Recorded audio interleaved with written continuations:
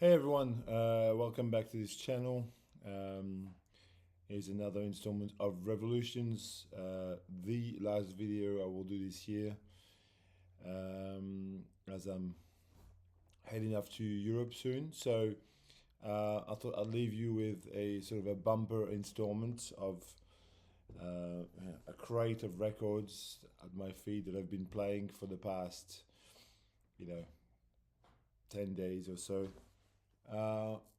Great stream the other day with Dom and the others, and Stunty and many others. You can check that on Dom's channel, Seeking a Thread, if you haven't seen it. Some of the records that I'm going to show you, I showed there as well because they were in my crate already. In any case, normally I show you about 20 records in these, and it's probably double that here. So I'm going to get through them and then file them away. I'll start with some classical music as per usual. As you know, I love classical music, so I just showcase it a little bit. These are 3 or 4 records that I got recently. 3 of those came from last weekend. I went into a thrift to drop some stuff, and I found a whole stack of really nice classical. So I couldn't help myself and pick it all up. And amongst that, I found this beautiful copy of what's his name? Andre Watts playing the Piano Concerto Number 3 by Rachmaninoff, and conducted by Seiji Ozawa.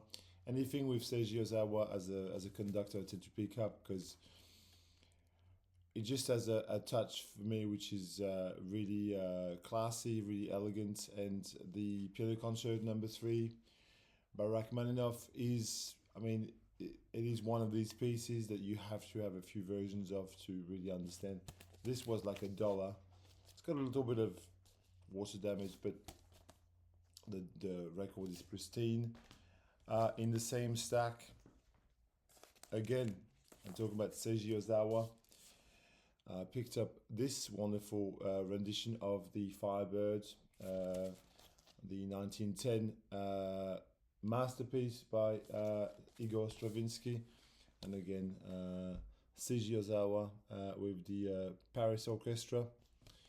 And look at this excellent sleeve that they put on this. This is again amazing. It's an amazing piece. I've got about 10 versions of the Firebird, and they're all slightly different. This is it's kind of like the dividing line of modern music, this piece, the Firebird. That and the Rite of Spring, really like essential, kind of like, and when they were written, it's the bridge between the old and the new, I guess.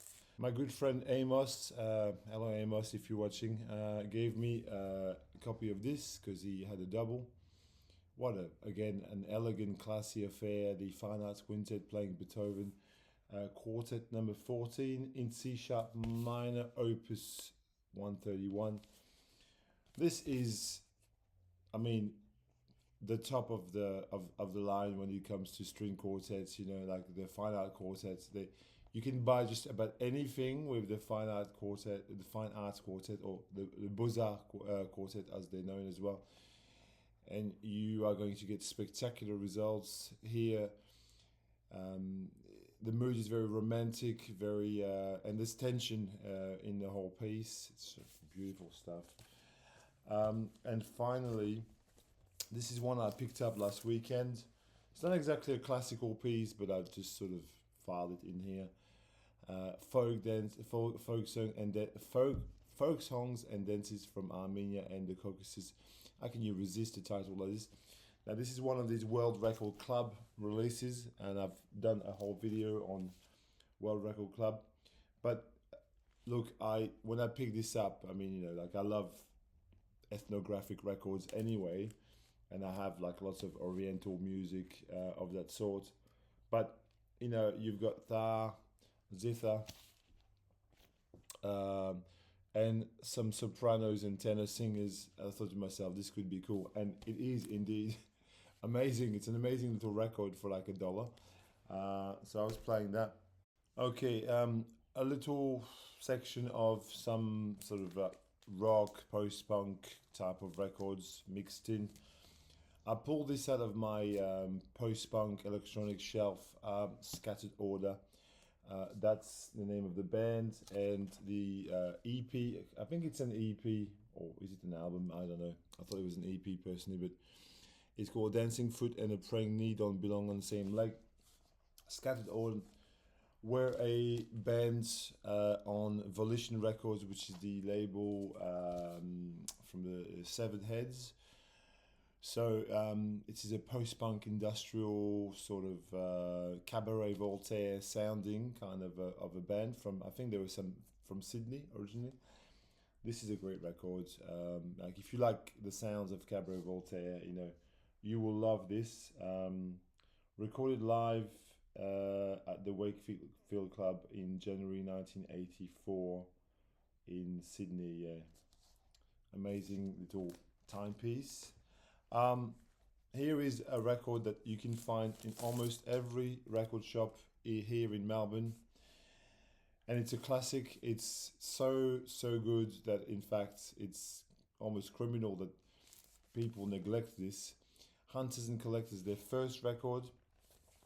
Now, Hunters and Collectors, a very well-known band from Melbourne, and they went on to have lots of really big hit singles later in the 80s.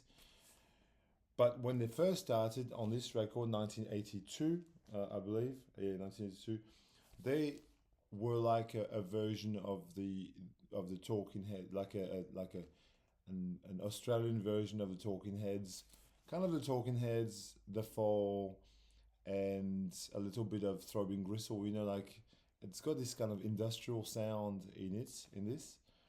That's like there's a song on this called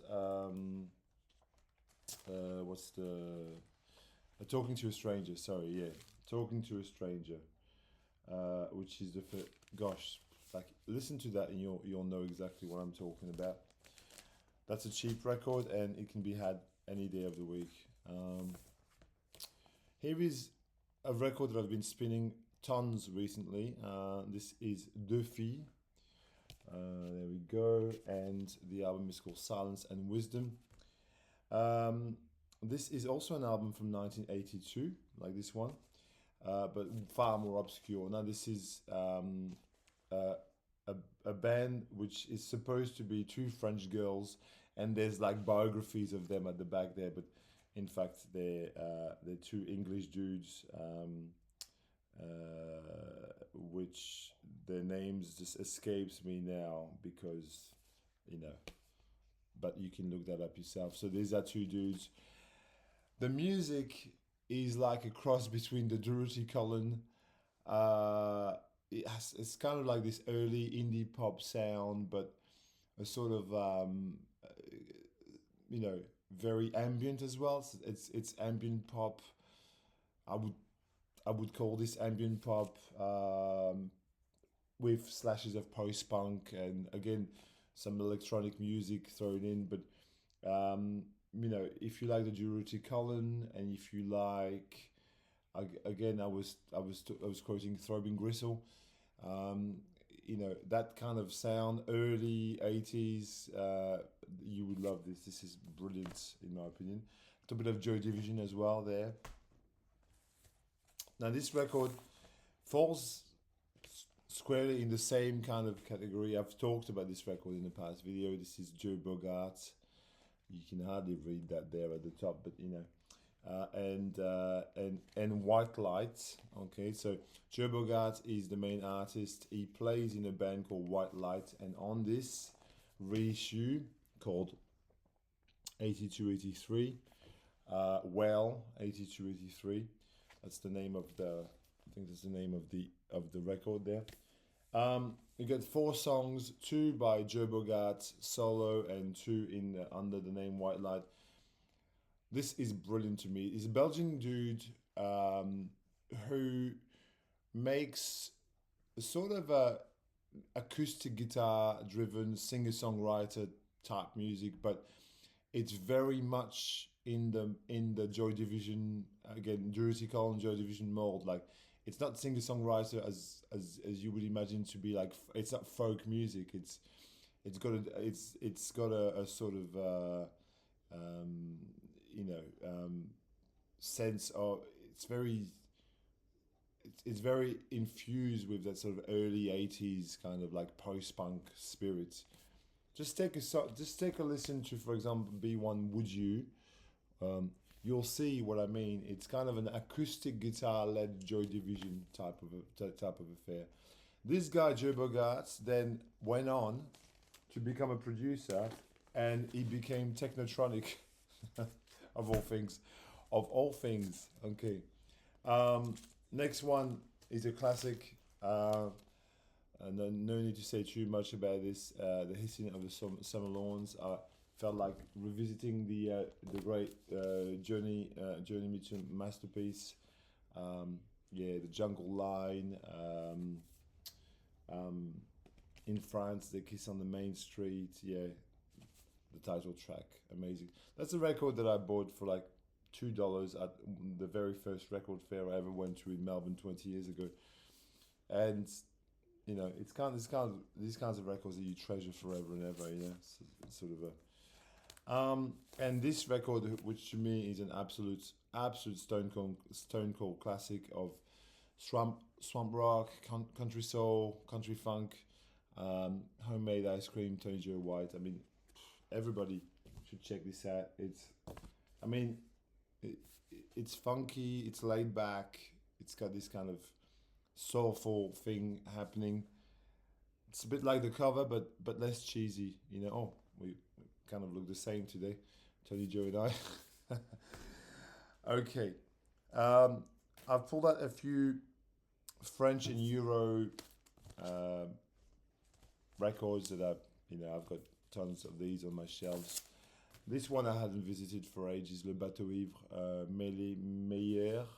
Meyer, Michel Meillet, and the other guy's called Music of Bernard Meyer. Funny, this gatefold, specifically white there. Could have done something with this. This is a French progressive pop record, kind of very much under the radar. Le Bateau Ivre is a poem or a collection of poems by Arthur Rimbaud, who is the king of drunken, crazy symbolists in France. Rimbaud has inspired many, including Patti Smith was totally besotted by Arthur Rimbaud. Um, and Yeah, so this is interesting because it it has a very sort of progressive tinge especially in the instrumentation. You've got, you know it's your typical kind of like 70s. It's, if you like records like Melody Nelson by Gainsbourg, or the records by sorry, I'm just completely out of Jaramancé. This is in four squarely in the same box. Just beautiful, but the difference is that the texts there are a big part of the story. Sorry, not very articulate this morning. Um, my favorite Areski and Brigitte Fontaine, by far my favorite one. Like, absolutely my absolute favorite record. One of my maybe top five favorite French records. L'Incendie, Brigitte Fontaine and Areski. That's just a legendary album for me. It's just everything on this is. It's so simple. What I love is avant folk. The texts are brilliant. The playing is very simple. There's almost nothing to it. You think, how can they keep this going with such simple playing? The arrangements are genius because they're minimal, but they're just on point. I would highly recommend this record to anyone who wants to get into French folk music. That's my absolute favorite, Fontaine and Areski, more than Comme à la Radio, more than, you know. And the other day I was in a stream and Dave, what's his screen name now? Local Bandography, no, that was his old, the Vinyl Ambassador. He pulled this record out, and I do happen to have an original which I bought in France many years ago. That's an abstract electronic record in the mold of Halden, Richard Pinas, Spacecraft, all sorts of these kinds of French bands from the 70s. You know, yeah, that's the. It's made out of tapes, you know, which are cut, and you know, it's a collage. It's a sound collage of sorts. Okay. I've got a bunch of Krautrock records that I've revisited. Here they are. Things that I hadn't played forever and ever. So, for example, Mobius and Plank, Rastacrat Pasta, which I bought, you know, years ago. I didn't even remember I had that on my shelf. I just rediscovered it. This is a wonderful kind of, you know, it's electronic, but in spirit, it's a bit of everything. You know, it's called Rastacrat Pasta. So, you know, they've put little splashes of dub and reggae there, here and there. This is from 1979. Yeah. Not the best Mobius and Plank. Well, actually, not the best Dieter Mobius record that you would ever get, but it's actually quite cool, you know. This is an obscure classic if I've ever seen one. Electric Day by You. You is I mean, you'd call them a Berlin school progressive electronic band, very much in the vein of Tangerine Dream, Klaus Schulze, you know, Cosmic Jokers, that kind of features. No, Harald Grosskopf is being thanked there. So you know, you've got the Tangerine Dream relation there. No, it's you know, cosmic electronic records. I think if you've never heard it, or you know, just have a little listen. This one as well is a Stone Cold Buried Treasure, Überfällig by Gunther Schickert. Overdue, Überfällig in German, and was way overdue that I play this record. It's just it's an amazing. Again, that's, you know, yeah, it is Kosmische Musik, but in a different way from it's not the sort of like Tangerine Dream. It goes more into a crossover between, say, Cluster, Can and Tangerine Dream. We're more into the sort of like crossover thing. This is from 1979 as well. Fantastic record. I mean, again, like, I can't explain every record really well today. I'm just one that I hadn't played, oh my god, forever and ever, Meditation Mass by Yatha Sidra. That's the name of the band there, Yatha Sidra. Originally on Brain. This is a reissue, obviously, because these cost a fortune. I bought these years and years and years ago, but I'm glad I did buy this reissue, because even now I think to buy them, 2010 is when I bought this. Wow, long time ago. This is very much like a Hindustani inspired kind of affair, very sort of you know, inspired by travels in India, and you know, you've got all sorts of like ethnic instruments overlaying. You know, you've got you know, some Moog synth, Indian flute vibes, electric piano, percussion. You know, it's just a joyous mixture of, like, yeah, Hindustani music and some fantastic kind of Krautrock vibes. This one I hadn't played forever either, Kangaroo by Guru Guru. That's a really great psychedelic record, actually. This is, It's not krautrock in the sort of purest sense. It's more like a, a jazz fusion psychedelic kind of mad affair. The trio obviously has got Manny Neumeier on drums, and he's a wild card. So Kangaroo, very, as I said, very psychedelic. And finally, in the krautrock section, Dom was saying to me that I was saying that Harmonia Deluxe is, for me, there's a top. It's one of my favorite krautrock records, and he said, "Oh, it's inferior to music from Harmonia." So I just thought I'll replay it. I still think Deluxe is better, but this is a great record. Not all the same, beautiful record. Music from Harmonia. I partially like Dino on this.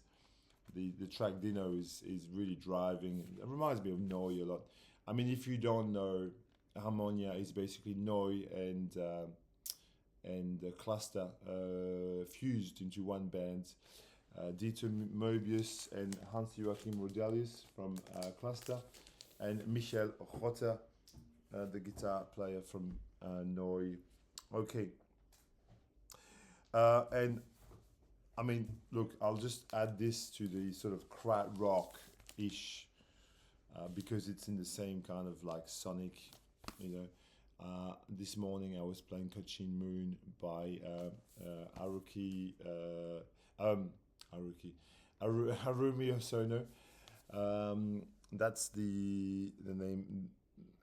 That's the artist there, Harumi Osono, who was obviously in Yellow Magic Orchestra. Fantastic piece of music, Cochin Moon. It's inspired very much by Indian atmospheres, you know, and you can see there's even a Bollywood kind of sleeve.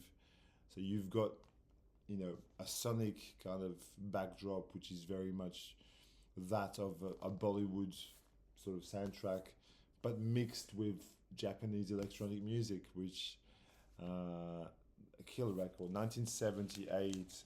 Everybody should probably take a listen to this. I think a lot of people would like this sort of like crossover of genres.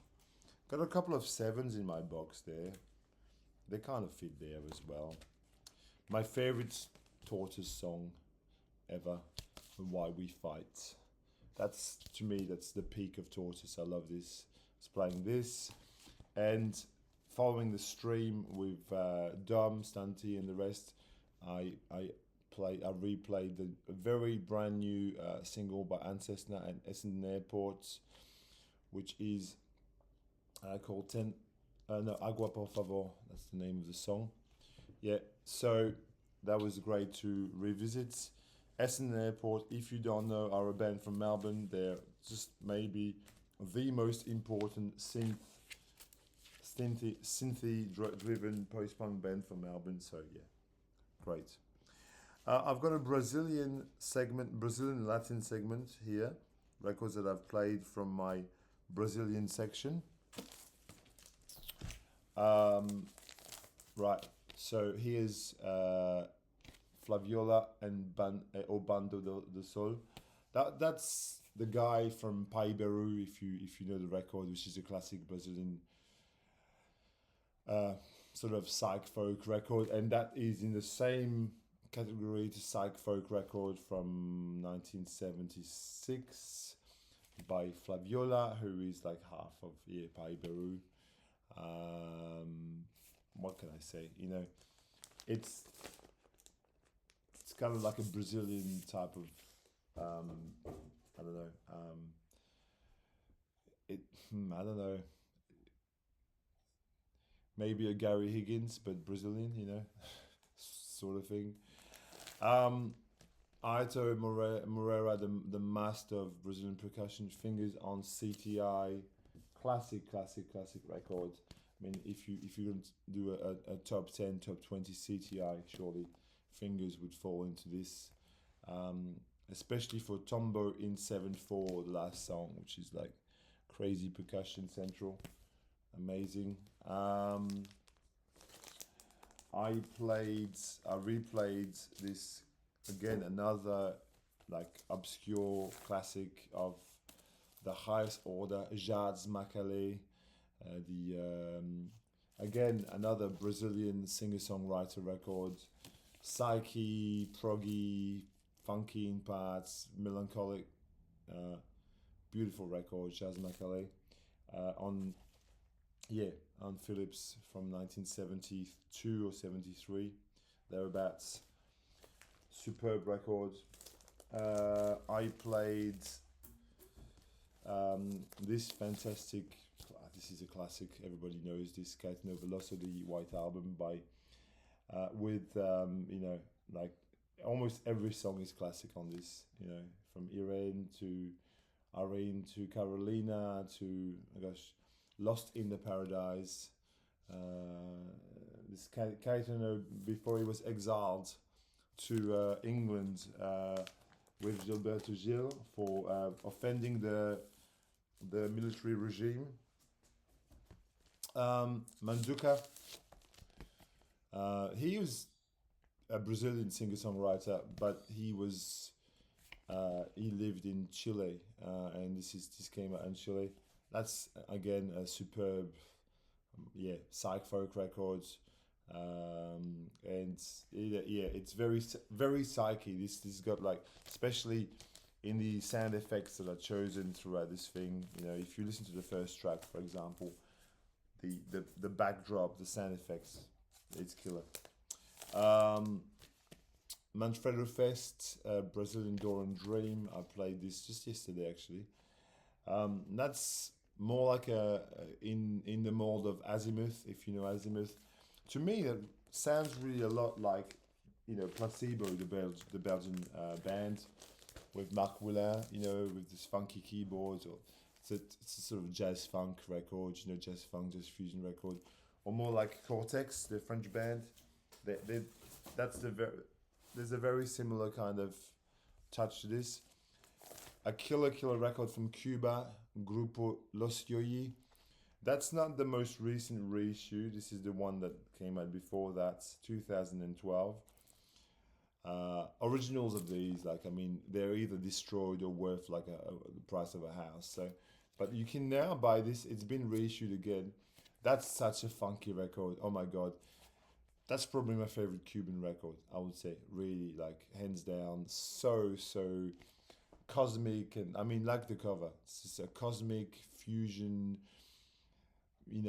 joyous kind of, with slashes of salsa and, in there. It's like the Fender Rhodes on this, or the electric piano on this, is just magical. And since I'm talking about Cuba, I also took out this other classic by Irakere. Now, Irakere is probably the most famous Cuban band of all, really. And this is their album from, I can't remember which year, it's an early one. But again, very much like sort of a mix of psych and salsa, just fire. This is absolute fire. This one is filed in my Latin section. Although it's kind of like a jazz record more than anything. This is a classic. Luis Gasca, For Those Who Chant, is the name of the album. And this is basically the Santana band. You've got Carlos Santana on guitar. You've got people like Mark Shreves on drums, who is the Santana drummer. And then you've got other people, you've got Latin players like, Enrico Reyes, for example, or Coque Escovado, and lots of really and then it mixed with Joe Henderson on sax, for example. Classic album, absolutely fire from back to front, from Luis Gasca, who plays the trumpets and the flugelhorn like a boss. 1972 or 73 on Blue Thumb, original press. This one is. And then a couple of Caribbean records, which are in my Latin section. The Synchro Rhythmic Eclectic Language, Lambie. Amazing French Caribbean, West Indian Zurl record almost. It's kind of jazz fusion, but from the islands. That's an absolute must. This album, it's just brilliant. It's an album that reminds me of Chris Cole, wherever he may be at the moment. Chris, if you're watching this, big hello to you. And then that caused me to revisit this. As you can see, this is a compilation, Côté Jazz, of West Indian funk and jazz, and the cover was directly, you can see the covers, the inspiration for the cover,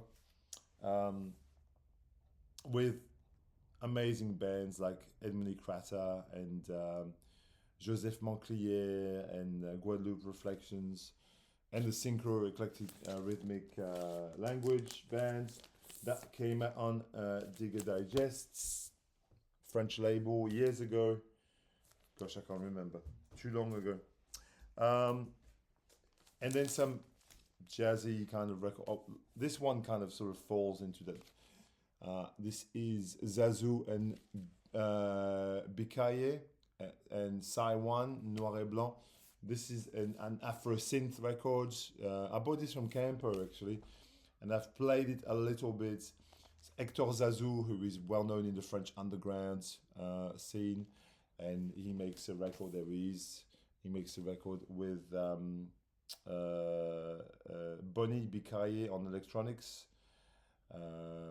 Just great Afro synth, just super dynamic and explosive Afro synth.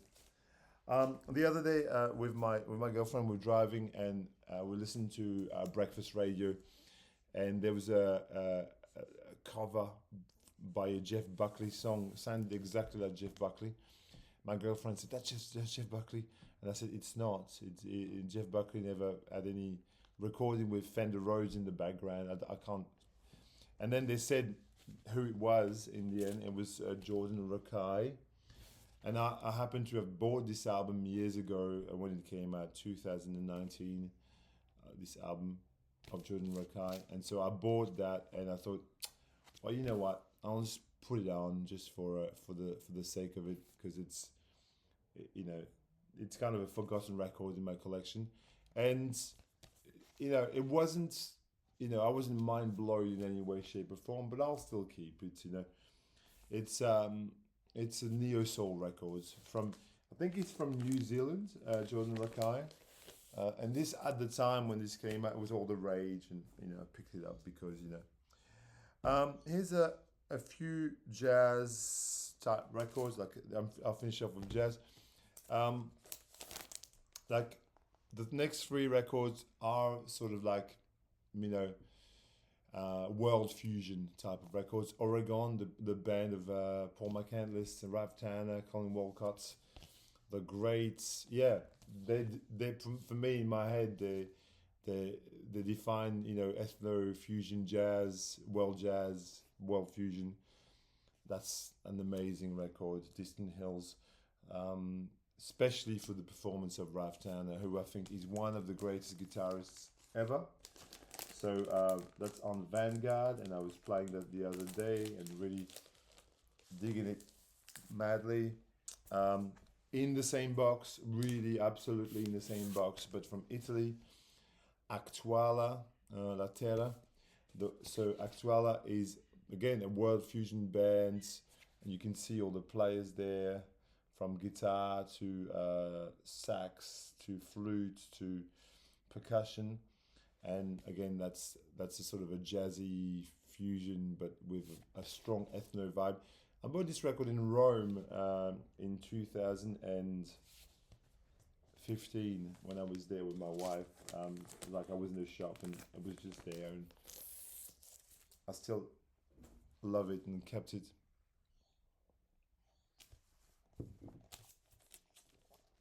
Following the discussion with Stanty and Dom last weekend, I played El Corazon by Don Cherry and Ed Blackwell.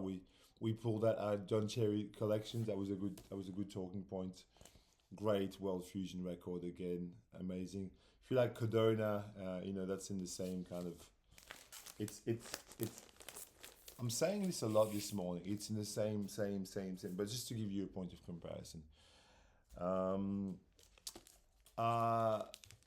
It's another record I pulled that when I was talking to to Dom Stanty and all the rest on the stream, Stratus Funk.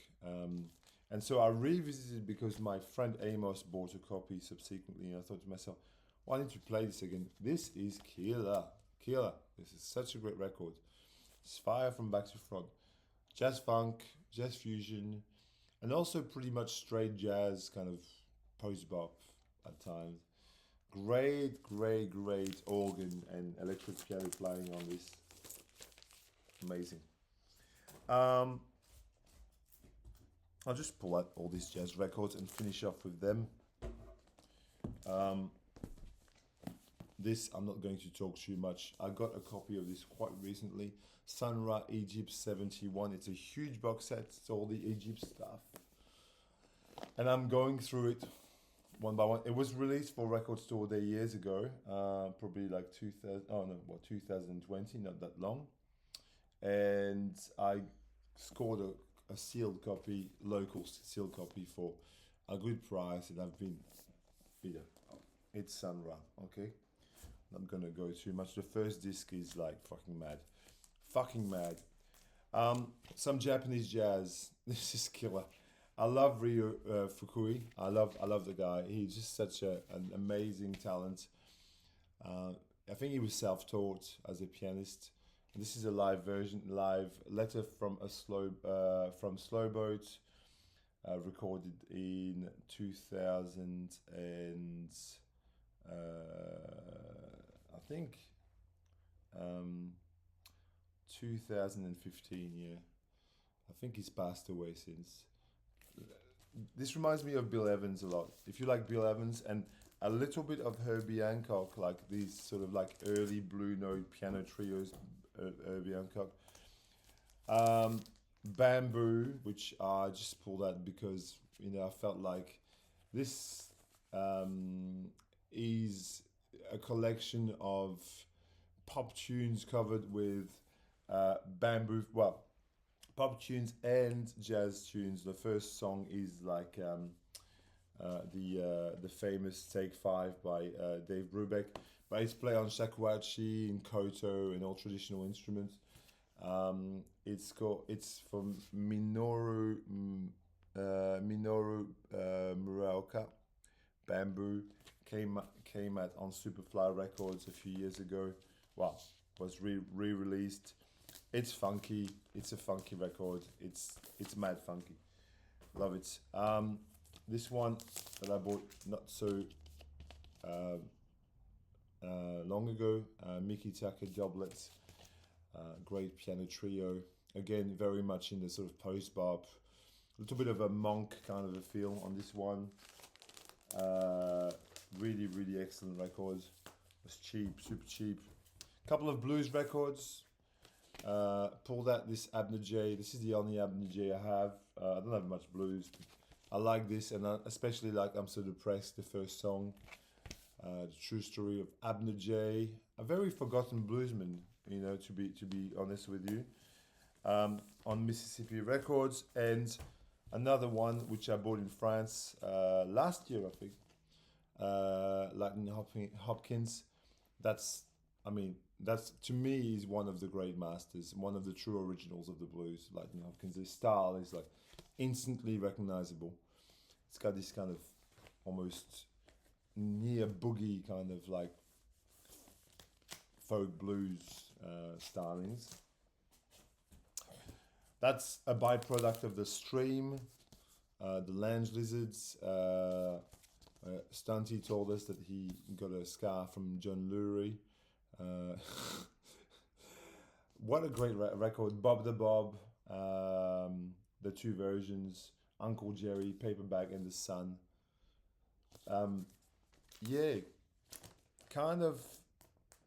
Like it's 80s jazz, but it hasn't dated 1 second. It's just so, it feels like it's completely fresh and original.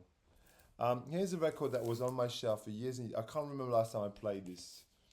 But if you've got this, I urge you to take it out. The version by John McLaughlin with Buddy Miles and the great Larry Young on organ. My God, this is an absolute monster record. Really just funky and absolutely, brewing. Like it's Tariq Blue. That's I think they're from New York originally, featuring the great James Mason on guitar.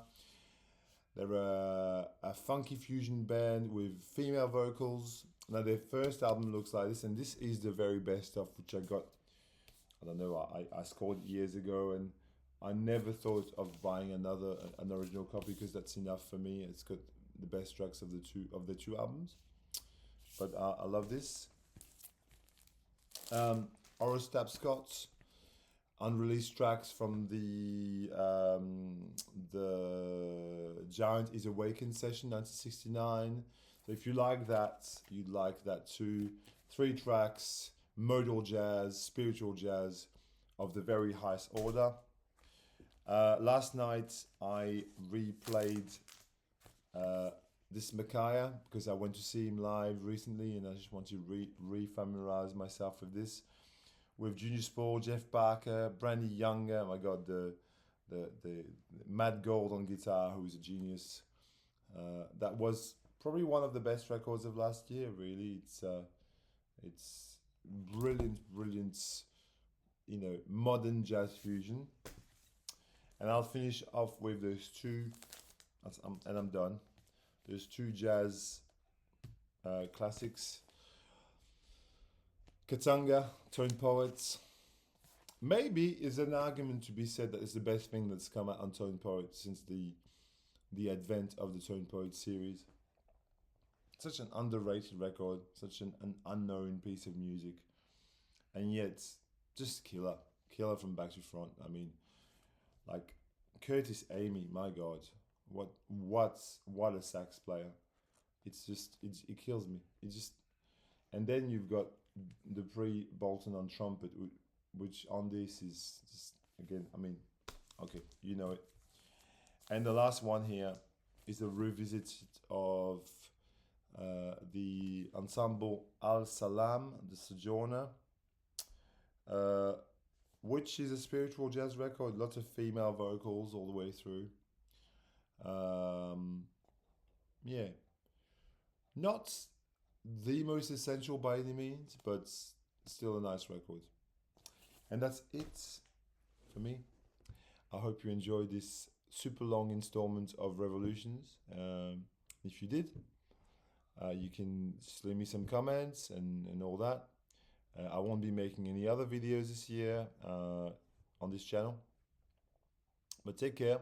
Have a great Christmas. Spend time with your families. Relax. Take the time to pull out all these records that you haven't revisited for a long time. That's the beauty of holidays. You can do that, and feel inspired. Okay, take care, everyone.